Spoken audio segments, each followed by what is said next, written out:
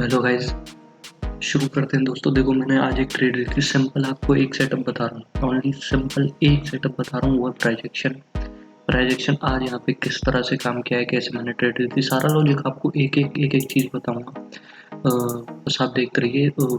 जब मैंने ट्रेड ली थी, मैं कुछ टेक्निकल इश्यूज़ के कारण वीडियो रिकॉर्ड नहीं कर पाया सॉफ्टवेयर के कारण। तो मैंने नया सॉफ्टवेयर डाउनलोड किया है, तो उसके थ्रू मैं रिकॉर्ड कर रहा हूँ। उस टाइम मैं रिकॉर्ड नहीं कर पाया, उसके लिए सॉरी।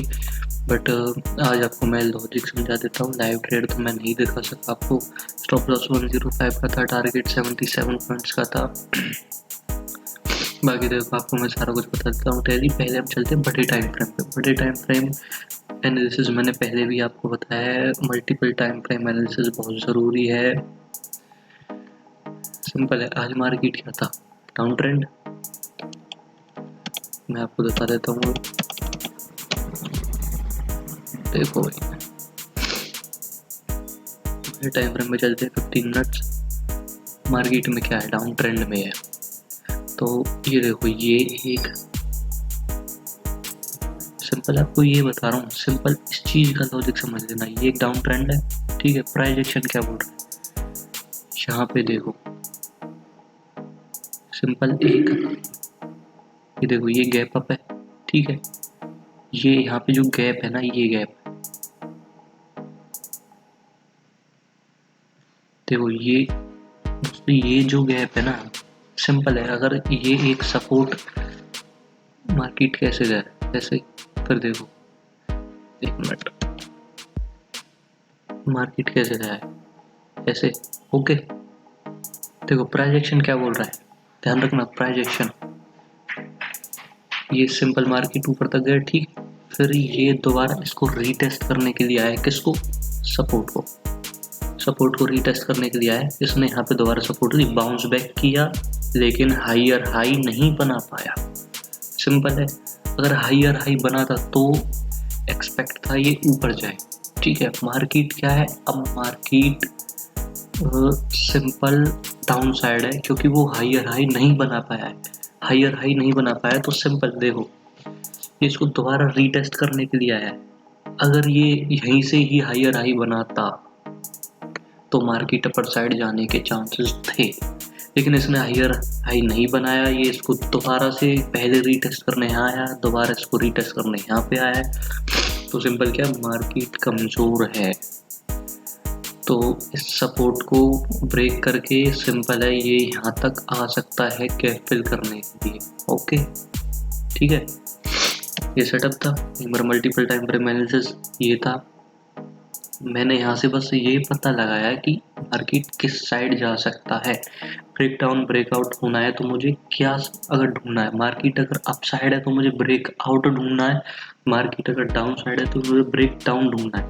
तो यहाँ से मुझे एक चीज़ पता चल गई कि मुझे क्या ट्रेड चाहिए थी, ठीक है।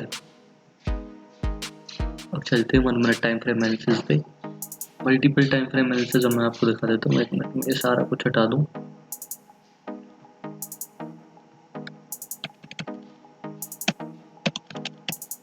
देखो मैं हवा हम चलते 1 मिनट। अब मुझे यहाँ से पता चला कि मार्केट डाउन साइड है, अप साइड चांसेस बहुत कम है। तो मुझे ब्रेक डाउन ढूंढना है, ना कि ब्रेक आउट। मुझे ब्रेक आउट पे ट्रेड नहीं लेनी, ब्रेक डाउन पे ट्रेड लेनी है। मैंने मल्टीपल टाइम फ्रेम एनालिसिस से ये पता लगाया, ठीक है। सिंपल देखो गाइस, एक चीज़ आपको बताता हूँ मैं।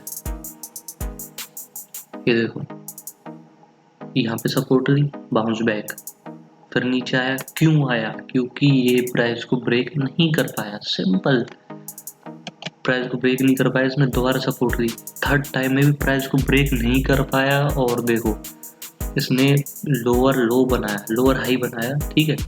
अगर ये यहीं से, ये देखो, अगर ये यहीं से ही लो हायर हाई बना देता ना, तो मार्केट फिर अप साइड चल सकता था। लेकिन फिर ये जो लास्ट स्विंग थी, इसने ये ब्रेक नहीं किया, और उससे नीचे से ही ये फिर मार्केट डाउन आ गया। फिर देखो, फिर लोअर हाई बनाया, फिर देखो।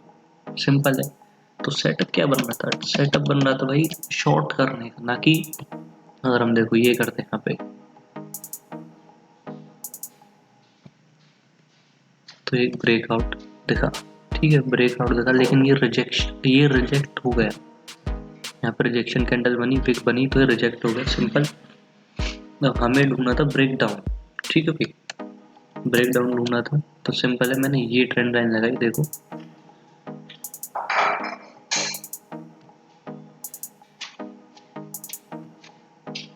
मैं आपको पहले ओपन बता देता हूँ, मार्केट ओपन कहाँ है, ओपनिंग कहाँ थी, मार्केट ओपनिंग थी यहाँ पे,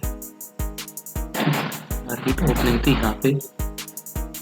उसके बाद ये ऊपर गया, इसने हाई बनाया, हाई के बाद ये हाई को ब्रेक नहीं कर पाया, सिंपल मार्केट वीक हो गया था।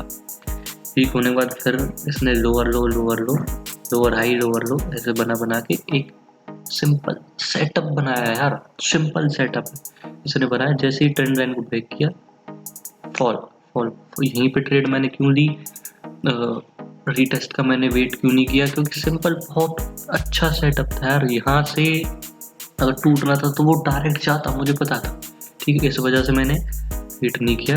बड़ी कैंडल थी, वॉल्यूम भी काफ़ी था, मैंने वेट नहीं किया, ठीक है, और मैंने यहीं पे ट्रेड ले ली। ट्रेड लेने के बाद इसने यहाँ पे थोड़ा और सस्टेन किया, एक और पैटर्न बनाया, पैटर्न करने के बाद ये टारगेट, सिंपल ये लॉजिक था गाइस। प्राइस एक्शन को पढ़िए, जानिए, ऐसे कोई भी ब्रेकआउट ब्रेकडाउन कहीं भी दिख जाए उसका कोई फायदा नहीं है। प्राइस एक्शन को सोचिए, समझिए कि वो कह क्या रहा है।